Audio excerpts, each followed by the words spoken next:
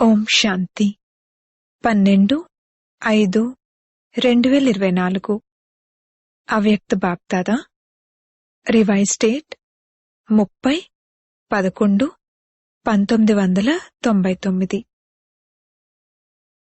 పాస్విత్ ఆనర్గా అయ్యేందుకు సర్వ ఖజానాల ఖాతాలను జమ చేసుకుని సంపన్నులుగా అవ్వండి. ఈరోజు బాప్దాదా ఏ సభను చూస్తున్నారు? నేటి ఈ సభలో పిల్లలు ప్రతి ఒక్కరూ హయ్యెస్ట్, అత్యంత ఉన్నతమైన వారు మరియు అవినాశీ ఖజానాలతో రిచెస్ట్, అత్యంత సంపన్నమైన వారిగా ఉన్నారు. ప్రపంచంలోని వారు ఎంత రిచెస్ట్ అయినా కాని వారు ఒక్క జన్మ కొరకు రిచెస్ట్, ఒక్క జన్మ కూడా రిచెస్ట్ గా ఉంటారో ఉండరో అది కూడా నిశ్చితం కాదు. ఈ ప్రపంచంలో ఎవరు ఎంత రిచెస్ట్ అయినా కాని అది ఒక్క జన్మ కొరకే. కాని మీరు మేము అనేక జన్మలకు రిచెస్ట్ అని నిశ్చయం మరియు నషాతో అంటారు. ఎందుకంటే మీరందరూ అవినాశీ ఖజానాలతో సంపన్నులు. మీరు ఈ సమయంలోని పురుషార్థం ద్వారా ఒక్క రోజులో కూడా చాలా సంపాదన చేసుకునేవారు అన్నది మీ అందరికీ తెలుసు. ఒక్క రోజులో మీరు ఎంత సంపాదన చేసుకుంటారో మీకు తెలుసా? లెక్క తెలుసు కదా. ఒక్క అడుగులో పదమాలు అన్న గాయనముంది, అనుభవము ఉంది. ఒక్క రోజులో బాబా ద్వారా, బాబా యొక్క జ్ఞానం ద్వారా, స్మృతి ద్వారా ప్రతి అడుగులో పదమాలు జమ అవుతాయి. కనుక మొత్తం రోజంతట్లో ఎన్ని అడుగులైతే స్మృతిలో వేస్తారో అన్ని పదమాలను జమ చేసుకుంటారు. మరి ఇటువంటి సంపాదనను చేసుకునేవారు, ఖజానాలను జమ చేసుకునేవారు విశ్వంలో ఎవరైనా ఉంటారా? లేక ఉన్నారా? విశ్వమంతా తిరిగిరండి. మీరు తప్ప మరెవ్వరూ ఇంతగా జమ చేసుకోలేరు.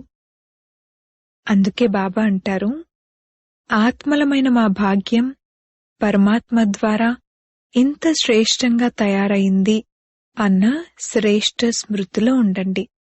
మీ ఖజానాలైతే తెలుసు కదా.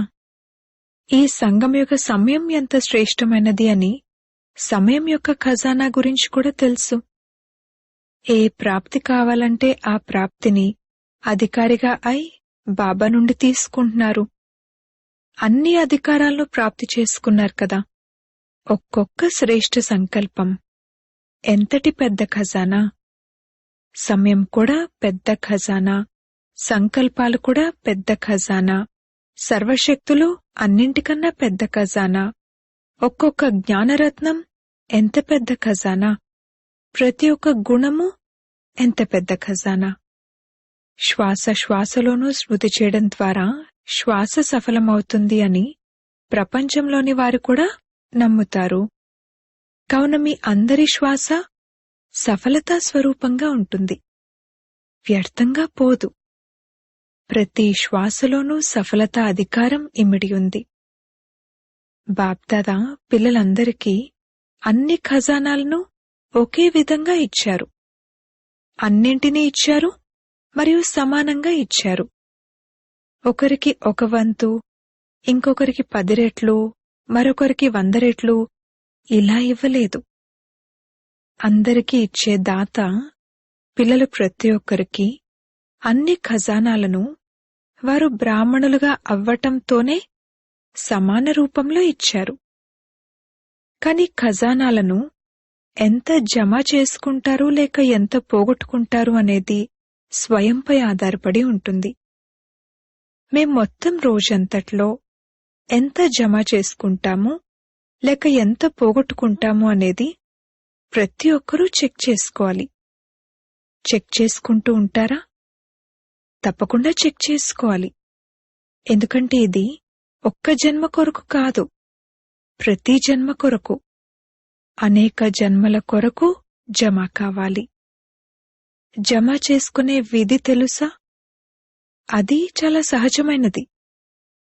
కేవలం బిందువు పెడుతూ వెళ్ళండి. బిందువు గుర్తుంటే జమ అవుతుంది. స్థూల ఖజానాలో కూడా ఒకటి పక్కన బిందువు సున్నా పెడుతూ వెళ్తే దాని విలువ పెరుగుతూ ఉంటుంది కదా.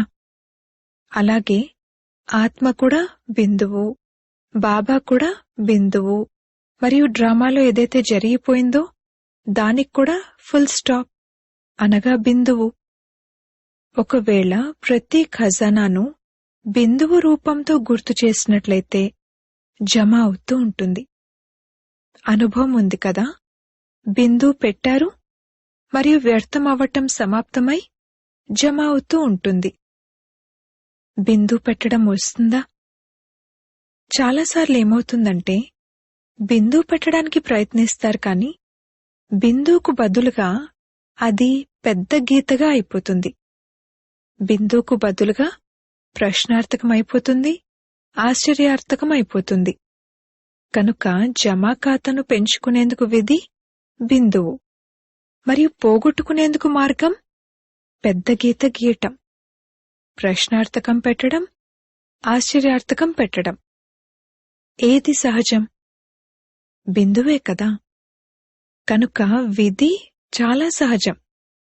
అదేమిటంటే స్వమానం, బాబా స్మృతి మరియు అనవసరమైన వాటికి ఫుల్ స్టాప్ పెట్టడం. బాప్దాదా ఇంతకు ముందు కూడా చెప్పారు, ప్రతిరోజు అమృతవేళ స్వయానికి స్వయం 3 బిందువుల స్మృతి తిలకాన్ని పెట్టుకున్నట్లయితే ఒక్క ఖజానా కూడా వ్యర్థంగా పోదు. ప్రతి సమయం ప్రతి ఖజానా జమ అవుతూ ఉంటుంది.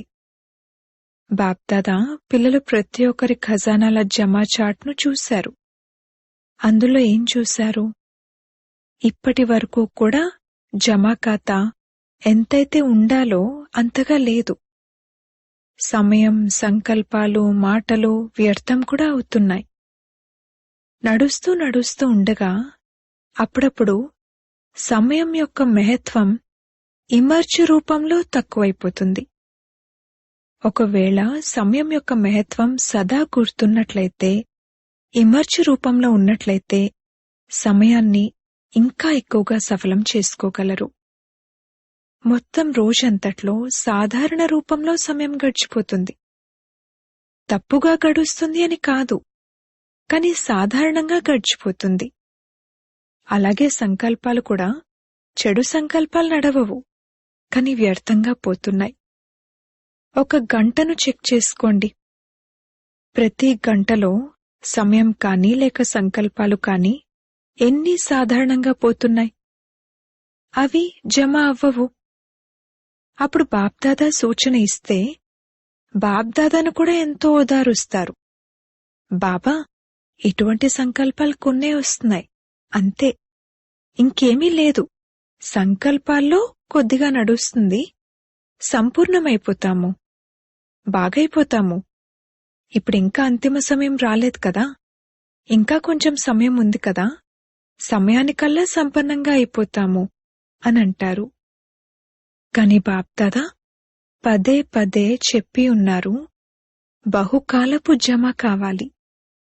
జమా ఖాతాను అంతిమ సమయంలో సంపన్నంగా చేసుకుంటాము, సమయం వచ్చినప్పుడు తయారైపోతాము అని ఇలా అనటం కాదు. బహుకాలం జమ చేసుకున్నది బహుకాలం నడుస్తుంది. వారసత్వం తీసుకోవటంలోనైతే అందరూ మేం లక్ష్మీనారాయణలుగా అవుతాము అని అంటారు. త్రేతాయుగం వారిగా అవుతారా అని చేతులెత్తమంటే ఎవ్వరూ చేతులెత్తరు. కాని లక్ష్మీనారాయణలుగా అవుతారా అంటే అందరూ చేతులెత్తుతారు. ఒకవేళ బహుకాలపు జమా ఖాతా ఉంటే పూర్తి వారసత్వం లభిస్తుంది. ఒకవేళ కొంచెమే జమ ఉంటే పూర్తి వారసత్వం ఎలా లభిస్తుంది? అందుకే సర్వ ఖజానాలను ఎంతగా జమ చేసుకోవాలనుకుంటే అంతగా ఇప్పట్నుండే జమ చేసుకోండి. అయిపోతుందిలే, వచ్చేస్తాంలే, ఇలా లే అని అనకండి. చెయ్యాల్సిందే. ఇది దృఢత. అమృతవేళ కూర్చున్నప్పుడు మంచి స్థితిలో కూర్చుంటే ఇది చేస్తాము, అది చేస్తాము, అద్భుతం చేసి చూపిస్తాము అని లోలోపల మనసులో చాలా ప్రతిజ్ఞలు చేస్తారు. ఇది మంచి విషయమే. శ్రేష్ఠ సంకల్పాలు చేస్తారు. కాని బాప్దాదా అంటారు, ఈ అన్ని ప్రతిజ్ఞలను కర్మలోకి తీసుకురండి. కేవలం ప్రతిజ్ఞలు చేయటమే కాదు, కాని ఏ ప్రతిజ్ఞలనైతే చేస్తారో వాటిని మనస, వాచ మరియు కర్మలోకి తీసుకురండి. పిల్లలు సంకల్పాలు చాలా మంచి మంచివి చేస్తారు. బాప్దాదా ఆ సమయంలో సంతోషిస్తారు. ఎందుకంటే ధైర్యాన్నైతే పెడుతున్నారు కదా. ఇలా అవుతాము, అది చేస్తాము అని ధైర్యాన్నైతే చాలా మంచిగా పెడతారు. ఆ ధైర్యానికి బాప్దాదా సంతోషిస్తారు. కాని ఎప్పుడైతే కర్మలోకి వచ్చేదుంటుందో అది అప్పుడప్పుడు అన్నట్లయిపోతుంది. ప్రతిజ్ఞ చేయటం చాలా సహజం, కాని కర్మలో చేయటం అనగా చేసిన ప్రతిజ్ఞను నిలబెట్టుకోవటం. ప్రతిజ్ఞలు చేసేవారైతే ఎంతోమంది ఉన్నారు, కాని వాటిని నిలబెట్టుకోవటం విషయంలో నంబర్వారుగా అయిపోతారు. కనుక సంకల్పాన్ని మరియు కర్మను, ప్లాన్ను మరియు ప్రాక్టికల్ను రెండింటినీ సమానం చేయండి. చేయగలరు కదా. బిజినెస్ వారు వచ్చారు, బిజినెస్ వారికి వ్యాపారం చేయటం తెలుసు కదా, జమ చేసుకోవటం తెలుసు కదా. ఇంజనీర్లు మరియు సైంటిస్టులు కూడా ప్రాక్టికల్గా పనిచేస్తారు. మరియు రూరల్ విభాగం వారు, గ్రామీణ విభాగం వారు ఎవరైతే ఉన్నారో బాప్దాదా వారిని రూలర్, పరిపాలకులు అని అంటారు. ఎందుకంటే ఒకవేళ వీరు సేవ చేయకపోతే ఎవ్వరూ ముందుకు వెళ్లలేరు. కనుక వచ్చిన ఈ 3 విభాగాల వారు కర్మ చేసేవారు. కేవలం చెప్పేవారు కాదు, చేసేవారు. మరి మీరంతా చేసిన ప్రతిజ్ఞలను కర్మలోకి తీసుకువచ్చే ఆత్మలే కదా, లేక కేవలం ప్రతిజ్ఞలు చేసేవారా? ప్రతిజ్ఞ చేసే సమయంలోనైతే బాప్దాదాకు ధైర్యాన్ని చూపించి సంతోషపరుస్తారు. బాప్దాదా వద్ద పిల్లలు ప్రతి ఒక్కరూ చేసిన ప్రతిజ్ఞల ఫైల్ ఉంది. అక్కడ వతనంలో ప్రతిజ్ఞల ఫైల్ పెట్టుకునేందుకు అల్మారు లేక స్థలం కావలసిన పనేమీ లేదు. అప్పుడప్పుడు బాప్దాదా తమ అలౌకిక టీవీను అకస్మాత్తుగా ఆన్ చేస్తారు. సదా ఆన్ చేయరు, కాని అప్పుడప్పుడు ఆన్ చేస్తారు. అప్పుడన్నీ వినిపిస్తాయి. పరస్పరంలో ఏదైతే మాట్లాడుకుంటారో అది కూడా వింటారు. అందుకే బాప్దాదా అంటున్నారు, వ్యర్థాన్ని జమా ఖాతాలోకి మార్చుకుని జమ చేసుకోండి. బ్రాహ్మణులు అనగా అలౌకికమైనవారు. బ్రాహ్మణ జీవితం యొక్క మహత్వం చాలా గొప్పది. అందులో ప్రాప్తులు చాలా ఎక్కువ, స్వమానము చాలా గొప్పది. మరియు సంగమ సమయంలో బాబాకు చెందినవారుగా అవ్వటం, ఇది అన్నింటికన్నా గొప్ప 10 రెట్ల భాగ్యం. అందుకే బాప్దాదా అంటారు, ప్రతి ఖజానాకు మహత్వాన్నివ్వండి. భాషణ చేసేటప్పుడు ఇతరులకు సంగమయుగ మహిమ గురించి ఎంతగా వినిపిస్తారు. ఒకవేళ ఎవరైనా మీకు సంగమయుగ మహిమను వినిపించండి అని టాపిక్ ఇస్తే ఎంత సమయం వినిపించగలరు? 1 గంట వినిపించగలరా? టీచర్లు చెప్పండి. ఎవరైతే అలా వినిపించగలరో వారు చేతులెత్తండి. మరి ఇతరులకు మహత్వాన్ని వినిపిస్తున్నారంటే మీకు మహత్వం గురించి చాలా బాగా తెలుసు. బాప్దాదా మీకు తెలీదు అని అనరు. వినిపించగలుగుతున్నారంటే తెలుసు కాబట్టి వినిపిస్తున్నారు కదా. కాని జరిగేదేంటంటే అది మర్జ్ అయిపోతూ ఉంటుంది. ఇమర్జ్ రూపంలో స్మృతిలో ఉండాలి. అది అప్పుడప్పుడు తక్కువైపోతుంది, అప్పుడప్పుడు ఎక్కువవుతుంది. కనుక మీ ఈశ్వర్య నశాను ఇమర్జ్ రూపంలో ఉంచుకోండి. నేనైతే అలా అయిపోయానులే అని అనుకోకండి. ప్రాక్టికల్గా నేను అలా ఉన్నాను, అది ఇమర్జ్ రూపంలో ఉండాలి. నిశ్చయం ఉంది, కాని నిశ్చయానికి గుర్తు ఆత్మిక నశ. కనుక మొత్తం రోజంతా ఈ నశ ఉండాలి. నేను ఎవరిని అన్న ఆత్మిక నశ. ఈ నష ఇమర్జ్ రూపంలో ఉన్నట్లయితే ప్రతి క్షణము జమ అవుతూ ఉంటుంది. ఈరోజు బాప్దాదా జమా ఖాతాను చూశారు, అందుకే ఈరోజు విశేషంగా అటెన్షన్ ఇప్పిస్తున్నారు. సమయ సమాప్తి అకస్మాత్తుగా జరగనున్నది. తెలుస్తూ ఉంటుంది కదా, సమయం వచ్చేటప్పటికల్లా బాగైపోతాంలే అని ఆలోచించకండి. ఎవరైతే సమయాన్ని ఆధారంగా చేసుకుంటారో, సమయం బాగు చేసేస్తుంది లేక సమయం వచ్చేటప్పటికి అయిపోతుందిలే అని ఎవరైతే అనుకుంటారో, వారికి టీచర్ ఎవరయ్యారు? సమయమా లేక స్వయం పరమాత్మనా? పరమాత్మ ద్వారా సంపన్నంగా అవ్వలేకపోయారు, కాని సమయం సంపన్నంగా చేస్తుందా? దీన్నేమంటారు? సమయం మీకు మాస్టరా లేక పరమాత్మ మీకు టీచరా? ఒకవేళ డ్రామా అనుసారంగా సమయం మీకు నేర్పించినట్లయితే లేక సమయం ఆధారంపై పరివర్తన జరిగినట్లయితే ఇక ప్రారబ్ధం కూడా సమయం వచ్చినప్పుడే లభిస్తుంది. ఇది బాప్దాదాకు తెలుసు, ఎందుకంటే అక్కడ సమయం టీచర్ అయింది. సమయం మీకోసం ఎదురుచూస్తూ ఉంది, మీరు సమయం కోసం ఎదురుచూడకండి. అది రచన, మీరు మాస్టర్ రచయిత కనుక రచయిత కోసం రచన ఎదురుచూడాలి. మాస్టర్ రచయితలైన మీరు సమయం కోసం ఎదురుచూడకండి.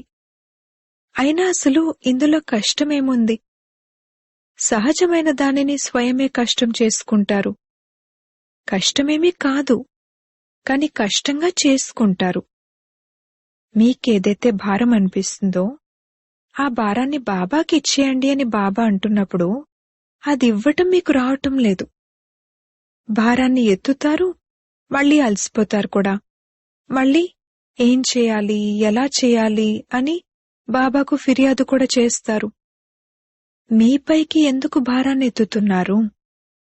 మీ భారాలన్నింటినీ బాబాకు అర్పించేయండి అని బాబా ఆఫర్ చేస్తున్నారు. 63 జన్మలు భారాన్నెత్తే అలవాటైపోయింది కదా, అలవాటుకు వశమైపోతున్నారు. అందుకే కష్టపడాల్సి వస్తుంది. అప్పుడప్పుడు సహజంగా, అప్పుడప్పుడు కష్టంగా అనిపిస్తుంది. ఏ కార్యమైనా సహజంగా అన్నా ఉంటుంది లేక కష్టంగా అన్నా ఉంటుంది. కాని అప్పుడప్పుడు సహజంగా, అప్పుడప్పుడు కష్టంగా ఎందుకుంటుంది? ఏదో కారణం ఉంటుంది కదా. కారణమేంటంటే అలవాటుకు వశమైపోతున్నారు. బాప్దాదాకు పిల్లలు కష్టపడటం ఇదే అన్నింటికంటే పెద్ద విషయంగా అనిపిస్తుంది, మంచిగా అనిపించదు. మాస్టర్ సర్వశక్తివంతులు, కాని కష్టపడటమా? మీకే టైటిల్ ఇచ్చుకుంటారు? కష్టయోగులా లేక సహజయోగులా? లేదంటే మేం సహజయోగులం కాము అని మీ టైటిల్ మార్చేసుకోండి. అప్పుడప్పుడు సహజయోగులు, అప్పుడప్పుడు కష్టయోగులా? అయినా యోగమంటే అసలేమిటి? కేవలం స్మృతి చేయటం అంతే కదా. అంతేకాక శక్తిశాలి యోగం ముందు కష్టమనేది ఉండనే ఉండదు. యోగమనేది లగనమనే అగ్ని. అగ్ని అనేది ఎంతటి కఠినమైన వస్తువునైనా పరివర్తన చేసేస్తుంది. లోహం కూడా మౌల్డ్ అయిపోతుంది. అటువంటప్పుడు ఈ లగనమనే అగ్ని కష్టాన్ని సహజం చేయలేదా? చాలామంది పిల్లలు చాలా మంచి మంచి విషయాలు వినిపిస్తారు. బాబా, ఏం చేయాలి? వాయుమండలం అలా ఉంది, సహచరులలా ఉన్నారు, హంస కొంగలో ఉన్నారు, ఏం చేయాలి? పాత లెక్కాచారాలు అని అంటారు. ఇలా చాలా మంచి మంచి మాటలు మాట్లాడతారు. బాబా అడుగుతున్నారు, బ్రాహ్మణులైన మీరు ఏ కాంట్రాక్ట్ చేపట్టారు? విశ్వ పరివర్తన చేస్తాము అన్న కాంట్రాక్ట్ను చేపట్టారు. మరి ఎవరైతే విశ్వాన్నే పరివర్తన చేస్తారో వారు తమ కష్టాన్ని తొలగించుకోలేరా? మరి రోజు ఏం చేస్తారు? జమా ఖాతాను పెంచుకోండి. అప్పుడు సహజయోగులం అనేదైతే చెప్తారో దానిని అనుభవం చేస్తారు. ఒక్కోసారి కష్టం, ఒక్కోసారి సహజం. ఇందులో మజా ఉండదు. బ్రాహ్మణ జీవితం అంటే ఆనందమయమైన జీవితం. సంగమయుగం ఆనందమయమైన యుగం. ఇది భారాన్ని మోసే యుగం కాదు. ఇది భారాన్ని దింపుకునే యుగం. కనుక చెక్ చేసుకోండి. మీ భాగ్యం యొక్క చిత్రాన్ని జ్ఞానమనే దర్పణంలో మంచిగా చూసుకోండి. అద్దమైతే ఉంది కదా, లేదా పగిలిపోలేదు కదా? అందరికీ అద్దం లభించిందా? మాతలు, అద్దం లభించిందా? లేక ఎవరైనా దొంగలించారా? పాండవులైతే సంభాళించటంలో తెలివైనవారు కదా. అద్దం ఉందా? చేతులైతే బాగా ఎత్తారు. మంచిది. మీ భాగ్యం యొక్క చిత్రాన్ని చూసుకోండి. మరియు సదా మీ భాగ్యం యొక్క చిత్రాన్ని చూసుకుని వాహ వాహ అన్న పాటను పాడండి. వాహన భాగ్యము, వాహన బాబా, వాహన పరివారము. పరివారం కూడా వాహవాహ. ఫలానా వారు చాలా వాహవాహ, కాని ఫలానా వారు కొద్దిగా ఇలాంటివారు అని అనకూడదు. వాహన పరివారం, వాహన భాగ్యం మరియు వాహన బాబా. బ్రాహ్మణ జీవితం అనగా వాహవాహ. అయ్యో అయ్యో అని అనుకునే జీవితం కాదు. శారీరక వ్యాధి ఉన్నప్పుడు కూడా అయ్యో అయ్యో అని అనుకోకూడదు. వాహ అని అనుకోవాలి. ఇలా అనుకోవటం కూడా బరువును దించుతుంది. ఒకవేళ మీ బరువు 10 మణుల నుండి 1 మణ అంటే 40 కేజీలు. మీ బరువు 10 మణుల నుండి 3-4 మణులకు తగ్గిపోతే మంచిదేనా, లేక అయ్యో అయ్యో అని అంటారా? ఏమంటారు? వాహ, భారం దిగిపోయింది అని అంటారు. అయ్యో, నా పాత్రే ఇంత. అయ్యో, నన్నీ వ్యాధి వదలటమే లేదు అని అనకండి. మీరు వ్యాధిని వదలాలా, లేక వ్యాధి మిమ్మల్ని వదులుతుందా? వాహవాహ అని అనుకుంటూ ఉంటే వాహవాహ అని అనుకోవటం వలన వ్యాధి కూడా సంతోషపడుతుంది. చూడండి, ఇక్కడ కూడా అలానే అవుతుంది కదా. ఎవరి మహిమనైనా చేసినప్పుడు వాహవాహ అని అంటారు కదా. అలాగే వ్యాధిని కూడా వాహవాహ అనండి. అయ్యో, ఇది నా దగ్గరికి ఎందుకు వచ్చింది, ఇది నాకే లెక్కాచారమా అని అనకండి. ప్రాప్తి ముందు లెక్కాచారం అసలేమీ కాదు. ప్రాప్తులను ముందుంచుకోండి, మరియు లెక్కాచారాన్ని కూడా ముందుంచుకోండి. అప్పుడదేమనిపిస్తుంది? చాలా చిన్న విషయంగా అనిపిస్తుంది. ఉద్దేశం ఏంటంటే, బ్రాహ్మణ జీవితంలో ఏం జరిగినా కాని దాన్ని పాజిటివ్ రూపంలో చూడండి.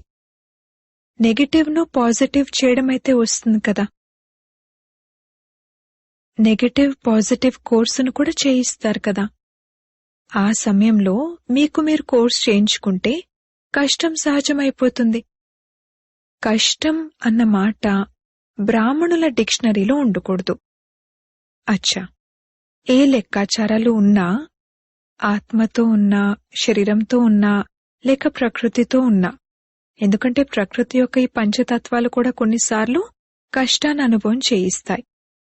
ఏ లెక్కాచారాన్నైనా యోగమనే అగ్నిలో భస్మం చేయండి. ఏం చేయాలో అర్థమైందా? జమా ఖాతాను పెంచుకోండి. మాటల్లో కూడా సాధారణ మాటలు ఉండకూడదు. మాటల్లో కూడా భిన్న భిన్న భావాలు మరియు భావనలు ఉంటాయి. అంతేకాక మాటల ద్వారా భావం మరియు భావన తెలిసిపోతుంది. కనుక ఎల్లప్పుడూ ఏ మాటలు మాట్లాడినా కాని అందులో ఆత్మిక భావం ఉండాలి మరియు శుభమైన శ్రేష్టమైన భావన ఉండాలి. మాటలు కూడా మరియు భావన కూడా. ఈర్ష్య, అసూయ, ద్వేషం ఇవన్నీ మాయాభావనలు. సదా శుభభావం మరియు శుభభావన ఉండాలి. అలా ఉన్నాయా? చెక్ చేసుకోండి. సమయం యొక్క ఖజానా, మాటల ఖజానా, సంకల్పాల ఖజానా, శక్తుల ఖజానా, జ్ఞానం యొక్క ఖజానా, గుణాల ఖజానా. ఒక్కొక్క ఖజానాను చెక్ చేసుకోండి. ఎందుకంటే ప్రతి ఖజానా యొక్క ఖాతాను జమ చేసుకోవాలి. ఈ అన్ని ఖజానాల ఖాతా నిండుగా ఉండాలి. అప్పుడే ఫుల్ మార్క్స్ అని అంటారు, అనగా పాస్ విత్ ఆనర్ అని అంటారు. ఏదో ఒక్క ఖజానా తక్కువగా జమ అయి ఉంటే ఏమవుతుందిలే అని అనుకోకండి. పాస్ విత్ ఆనర్గా అయ్యేందుకు అన్ని ఖజానాలలో ఖాతా నిండుగా ఉండాలి. అచ్చా, ఎవరైతే ఒక్క క్షణంలో తమ సంకల్పాలను ఎక్కడ కావాలంటే అక్కడ పెట్టగలమో, ఏది ఆలోచించాలనుకుంటే ఆ ఆలోచనే నడుస్తూ ఉంటుంది అని అనుకునేవారు చేతులెత్తండి. ఒక్క క్షణంలో మైండ్ కంట్రోల్ అయిపోవాలి. ఇలా ఒక్క క్షణంలో అవ్వగలదా? ఒకవేళ అలా చేయగలమనంటే వారు చేతులెత్తండి. అచ్చా, ఈ వాయుమండలంలో మధుబన్లో కూర్చుని ఉన్నారు. మధుబన్ యొక్క వాయుమండలం శక్తిశాలి అయినది. ఈ వాయుమండలంలో ఈ సమయంలో మనసును కంట్రోల్ చేయగలరా? నిమిషంలో చేసినా, క్షణంలో చేసినా చేయగలరా? ఆత్మ పరంధామ నివాసిగా అయిపో అని మనసును ఆజ్ఞాపించండి. మనసు ఆజ్ఞను పాటిస్తుందా, పాటించటం లేదా అన్నది చూడండి. బాబా డ్రిల్ చేయించారు. అచ్చా, నలువైపులా ఉన్న సర్వ ఖజానాలకు యజమానులైన పిల్లలు సదా కష్టాన్ని క్షణంలో పరివర్తన చేసే సదా సహజయోగులు, సదా సంకల్పాలు, సమయం, మాటలు, కర్మలు శ్రేష్టంగా చేసుకునేవారు, సదా పొదుపు ఖాతాను పెంచుకునేవారు, సదా మనసుకు యజమానులు, మనసు, బుద్ధి, సంస్కారాలను ఆజ్ఞానుసారంగా నడిపించేవారు. అటువంటి స్వరాజ్యాధికారి పిల్లలకు దేశంలో ఉన్నా, విదేశంలో ఉన్నా కాని మనస్తోనైతే దూరంగా లేరు. నలువైపులా ఉన్న ఇటువంటి పిల్లలకు బాప్దాదాల ప్రియస్మృతులు మరియు నమస్తే. వరదానము: ఉన్నతమైన తండ్రి, ఉన్నతమైన నేను మరియు ఉన్నతమైన కార్యం ఈ స్మృతితో శక్తిశాలిగా అయ్యే బాబా సమాన భవ. ఏ విధంగా ఈనాటి ప్రపంచంలో ఎవరైనా విఐపీల పిల్లలున్నట్లయితే వారు తమను తాము కూడా విఐపీగా భావిస్తారు. కాని తండ్రి కంటే ఉన్నతమైన వారైతే ఎవ్వరూ లేరు. మేము అటువంటి ఉన్నతోన్నతుడైన తండ్రి సంతానమైన ఉన్నతమైన ఆత్మలము అని ఈ స్మృతి శక్తిశాలిగా చేస్తుంది. ఉన్నతమైన తండ్రి, ఉన్నతమైన నేను మరియు ఉన్నతమైన కార్యం ఇటువంటి స్మృతిలో ఉండేవారు సదా బాబా సమానంగా అవుతారు. మొత్తం విశ్వంలో శ్రేష్టమైన మరియు ఉన్నతమైన ఆత్మలు మీరు తప్ప మరెవ్వరూ లేరు. అందుకే మీ గాయనం మరియు పూజే జరుగుతుంది. స్లోగన్: సంపూర్ణత అనే దర్పణంలో సూక్ష్మ మోహపు బంధనాలను చెక్ చేసుకోండి మరియు ముక్తులుగా అవ్వండి. ఓం శాంతి.